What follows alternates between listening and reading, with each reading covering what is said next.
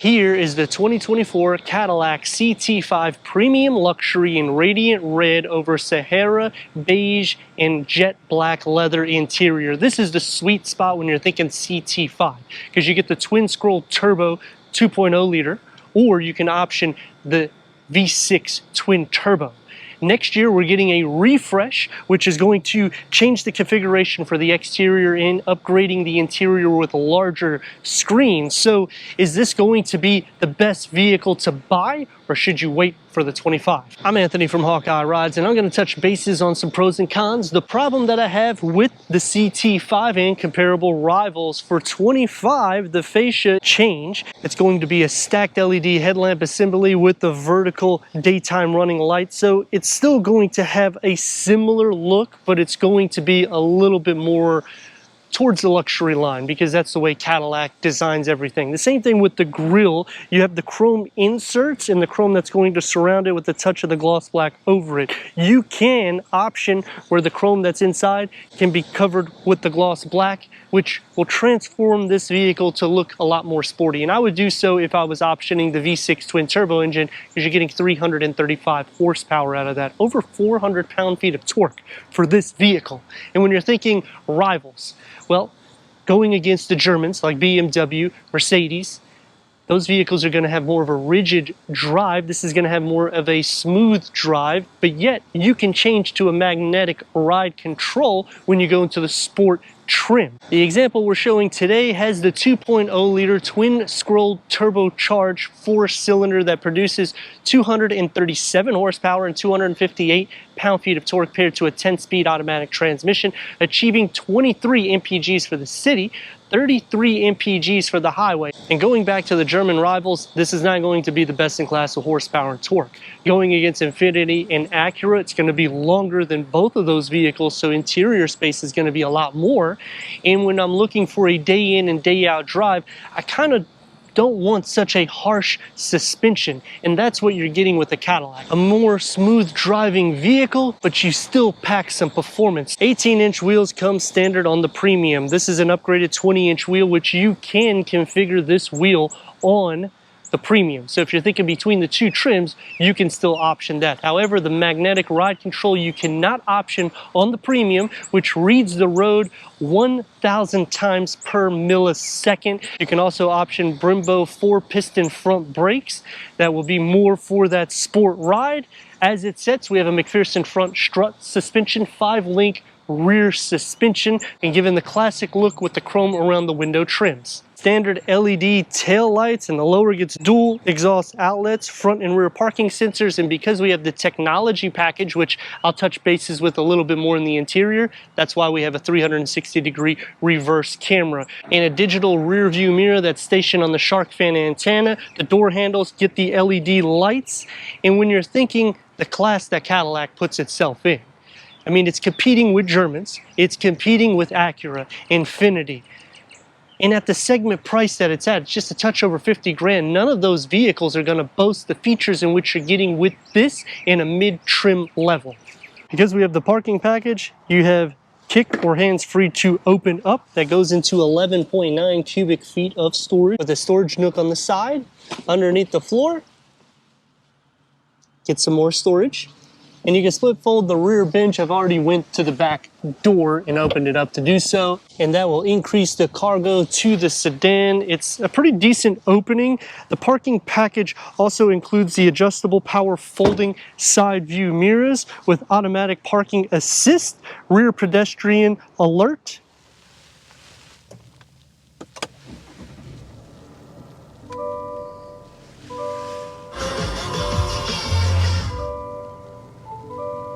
12-way power seat adjustment, leather wrapped seats, heated, ventilated because we have the climate package, which also heats the leather wrapped steering wheel, memory for the driver, headroom and legroom. You're going to get a lot more luxury amenities. You have the wood look with the satin aluminum, upgraded Bose sound system, and the navigation. It's going to be one package with 15 speakers, heads-up display, and the gauge cluster that's digital. That's going to be the technology package in which you can configure the gauge cluster to make it a little bit more sporty for you with the themes. So right now I have it in sport. If you change it into tour, it takes a few seconds and it's going to be a little bit more of that luxury vibe. What I like about this particular screen, once it gets loaded up, offers your turn-by-turn navigation, your Bluetooth settings, audio, sound system, and the driver assist, which will be the adaptive cruise control, lane keep assist. When you go into simplify, it cleans up the whole gauge cluster. Leather wrap steering wheel, multi-function with the paddle shifts. It's heated. And the gauge cluster is a 10-inch with Apple CarPlay, Android Auto, Sirius XM, AM, FM, streaming Bluetooth audio, OnStar.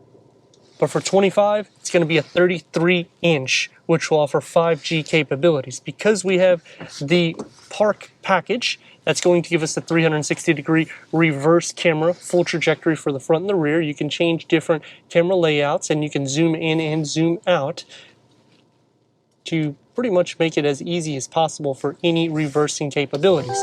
Standard dual climate control settings, standard wireless charging pad, and an area for the key fob for the CT5. The center cluster will also be reconfigured, and hopefully we'll get like a sleeve or some, not necessarily a pass-through, but just to give a little bit more storage capacity. This is also to utilize for your infotainment screen, so you don't have to just use touch. It also has voice recognition. What I also like is when you open this up, you have an area here, it's a sleeve for a phone. It can be taken out so you can clean it, and you could run the wires underneath to use your 12-volt USB. It's going to be a little bit more sport derived, and the dashboard is also going to be reconfigured for $25. With a digital rear view mirror, no moonroof, and the door panel starts with the Bose upgraded sound system. You get the satin aluminum, the wood look. It's going to be more sporty, one touch up and down for all the windows, and a medium-sized storage pocket with a beverage holder carved out. Back seats headroom and legroom storage behind both of the front seats.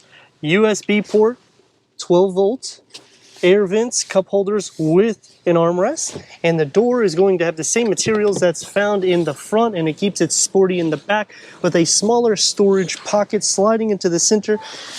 You can see the floor isn't flat, and it also comes out a little bit more so than the seat cushions. Feet space isn't too bad, but shoulder and leg space will be kind of shared because of the way this is indented. And headroom starts getting a little bit questionable for somebody that's 6'3". 237 horsepower, 258 pound-feet of torque. You have 4.5 inches of clearance, so you can pretty much do your day in and day out chores, and you have some performance that's backing with it. Interior space, you have quite a bit. Passenger side, there is some pros and cons, which we'll touch bases to in just a second. I do like that they option the V6 twin turbo engine, because 335 horsepower, who doesn't like more power? But as it sits, we're going to make sure we got it in sport mode.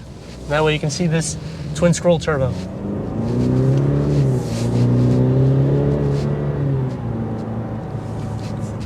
Makes some noise, feels a little bit more engaged around the 2-ish RPM, so that livens up that twin scroll turbocharged, in which it's good for a low note.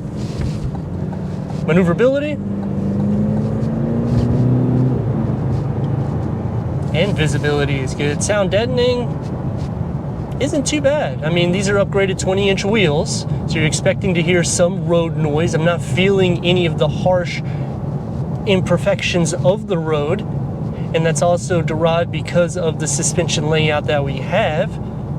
When you use the magnetic ride control, which is available for the premium luxury, it will be a little bit more performance when you're in sport mode, because it's reading the road up to 1,000 times per millisecond, which is pretty crazy technology when you're considering you're just a touch over 50 grand. That's going to take me to some pros and cons, and starting off with the pros is you have options for engines, for suspension. The technology is good. Not a big fan of the way the screen is positioned. For $25, they cleaned that up because you're getting 33 inches of screen. It feels sporty and yet classy blended in, which is kind of hard to do, because when you go into Mercedes and BMW, it's sporty, but then the luxury is a little bit more firm. This is a little bit better for that day in and day out use. Some cons is you do get firm materials where you're resting your arms. The passenger side loses quite a bit of leg space. Because of the driver focus setup, you're losing some knee space, and the back seats sit up higher and the cushion doesn't go all the way to where it's covering that little hump in the back.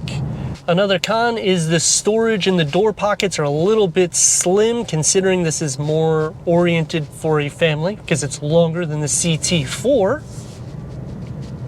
The pros though is this sound system is by far one of the best. Bose does a great job in the sense of giving you good highs and lows, or bass and treble.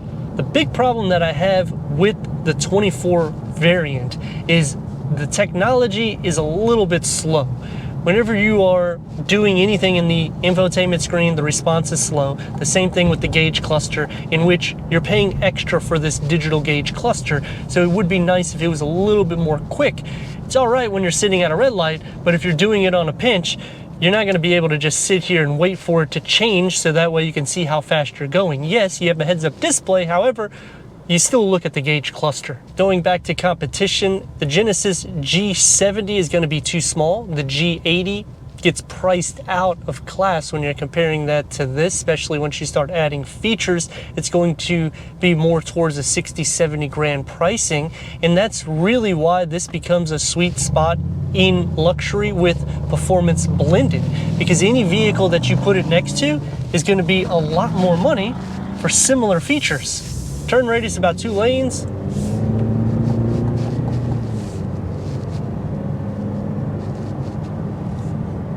You don't really feel too much lag with the twin scroll turbocharged engine, so at a slower speed it still feels fast even though you're not engaged in sport mode. So it's good even getting up onto the interstate because you'll be at a higher RPM and you'll already have the turbo spooled up, therefore making it easier for maneuvering in and out of traffic. And going back to the question at the beginning, should you option this or a 25 model? I like the setup of this because it has the essence of Cadillac, where they boast luxury then sport. The 25 model is going to have a lot of technology. It's going to look a little bit more ritzy, but then the price is going to start increasing, in which you start losing the sweet spot.